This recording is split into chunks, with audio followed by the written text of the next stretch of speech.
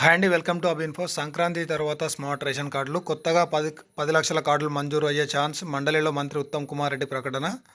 సంక్రాంతి తర్వాత కొత్త రేషన్ కార్డులు అందజేసే ప్రక్రియను ప్రారంభిస్తామని పౌర సరఫరాల శాఖ మంత్రి ఉత్తమ్ కుమార్ రెడ్డి ప్రకటించారు. ప్రభుత్వం అంచనా ప్రకారం కొత్తగా 10 లక్షల రేషన్ కార్డులు మంజూరయ్యే అవకాశం ఉందని, దాదాపు 31 లక్షల మందికి లబ్ధి చేకూరుతుందని వివరించారు. ప్రస్తుతం ఉన్న రేషన్ కార్డులు కొత్తగా ఇచ్చే రేషన్ కార్డులకు స్మార్ట్ కార్డులకు రూపొందించి జారీ చేస్తామని తెలిపారు. సోమవారం శాసనమండలిలో జరిగిన ప్రశ్నోత్తర సమయంలో ఎమ్మెల్సీ ప్రొఫెసరం కోదండరాం, జీవన్ రెడ్డి, సత్యపతి రాథోడ్, తాళ్లపల్లి రవీంద్రరావు తదితరులు అడిగిన ప్రశ్నలకు మంత్రి ఉత్తమ్ కుమార్ సమాధానం చెప్పారు. కొత్త రేషన్ కార్డుల మంజూరు కోసం కులగణన సర్వేను కూడా ఆధారం చేసుకుంటామన్నారు. కొత్త రేషన్ కార్డుల కోసం కులగణన డేటాను పరిశీలిస్తాం. త్వరలో రేషన్ షాపుల ద్వారా సన్నబియ్యం పంపిణీ. 10 ఏళ్లలో బీఆర్ఎస్ ఇచ్చింది 49,000 కార్డులు అని చెప్పేసి వెల్లడి. మొత్తానికైతే ఈ రేషన్ కార్డులకు సంబంధించి మనం ఆల్రెడీ వీడియో అయితే చేసాం నిన్ననే. త్వరలో ఆల్రెడీ రేషన్ కార్డులు వస్తున్నాయని చెప్పేసి దానికి అనుగుణంగా ప్రకటన రానే వచ్చింది. మొత్తానికైతే ఈ కొత్త రేషన్ కార్డులకు సంబంధించి ఉత్తమ్ కుమార్ రెడ్డి అయితే ప్రకటించారు. ఈ కొత్త రేషన్ కార్డులు ఎవరికి వస్తాయి, ఏంటి వస్తాయి, వీడియోలో పూర్తిగా చెప్పే ప్రయత్నం అయితే చేశాను.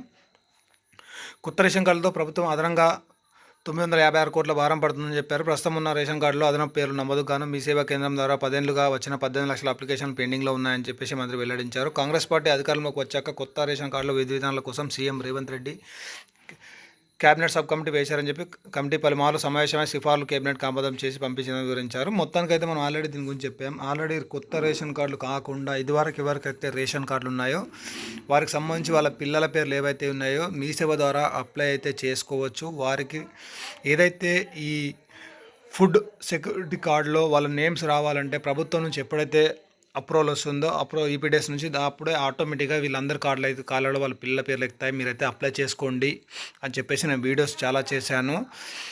దాని ఆధారంగా ఇప్పుడు దాదాపు 18 లక్షల అప్లికేషన్లు పెండింగ్లో ఉన్నాయని చెప్పేసి వాళ్ళైతే క్లియర్గా చెప్పారు. ఇవన్నీ కూడా త్వరలోనే ఆమోదం పొంది వారి పిల్లల పేర్లు కూడా వారి రేషన్ కార్డులో రాబోతున్నాయి.